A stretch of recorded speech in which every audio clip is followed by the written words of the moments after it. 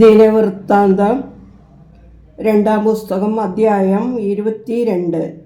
യെരൂശലേം നിവാസികൾ അവൻ്റെ ഇളയ മകനായ അഹസ്യായെ അവന് പകരം രാജാവാക്കി.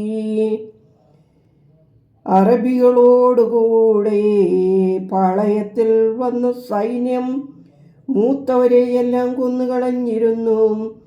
ഇങ്ങനെ യഹൂദ രാജാവായ യെഹോരാമിൻ്റെ മകൻ അഹസ്യ രാജാവായി. അഹസ്യ വാഴ്ച തുടങ്ങിയപ്പോൾ അവന് 22 വയസ്സായിരുന്നു. അവൻ 1 സംവത്സരം യെരൂശലേമിൽ വാണു. അവൻ്റെ അമ്മയ്ക്ക് അദല്യ എന്ന് പേർ. അവൾ ഒമ്രിയുടെ മകളായിരുന്നു. അവനും ആഹാബ് ഗൃഹത്തിൻ്റെ വഴികളിൽ നടന്നു. അവൻ്റെ അമ്മ ആഹാബിൻ്റെ സഹോദരി പുത്രിയായിരുന്നു. അതുകൊണ്ട് അവൻ ആഹാബ് ഗൃഹത്തെ പോലെ ദൈവത്തിന് അനിഷ്ടമായത് ചെയ്തു. അവർ അവൻ്റെ പിതാവ് മരിച്ച ശേഷം അവൻ്റെ നാശത്തിനായി അവൻ്റെ ആലോചനക്കാരായി അവരുടെ ആലോചനപ്രകാരം അവൻ നടന്നു. ഇസ്രായേൽ രാജാവായ ആഹാബിൻ്റെ മകൻ യോരാനോടുകൂടെ അവൻ ഗിലെയാദിലെ റാമോത്തിൽ അരാം രാജാവായ ഹസയേലിനോട് യുദ്ധത്തിന് പോയി. എന്നാൽ ആരാമ്യർ യോരാമിനെ മുറിവേൽപ്പിച്ചു. അരാം രാജാവായ ഹസായേലിനോടുള്ള യുദ്ധത്തിൽ റാമയിൽ വച്ച് ഏറ്റ മുറിവുകൾക്ക് ചികിത്സ ചെയ്യേണ്ടതിന് അവൻ യെസ്രീലിൽ മടങ്ങിപ്പോയി.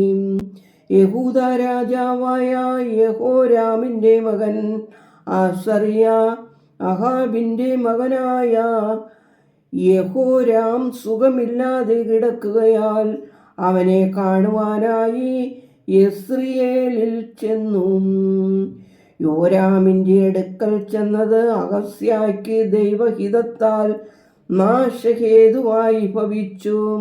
അവൻ ചെന്ന സമയം ആഹാബ് ഗൃഹത്തിന് നിർമൂലനാശം വരുത്തുവാൻ ദൈവം അഭിഷേകം ചെയ്തവനായി നിംഷിയുടെ മകനായ യേഹുവിൻ്റെ നേരെ അവൻ യഹോരാമിനോടുകൂടെ പുറപ്പെട്ടു.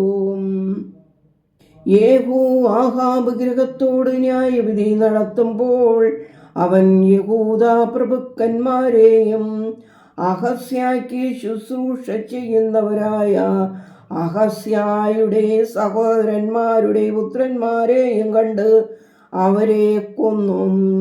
പിന്നെ അവൻ അഹസ്യായെ അന്വേഷിച്ചു. അവൻ ശമര്യയിൽ ഒളിച്ചിരിക്കുകയായിരുന്നു.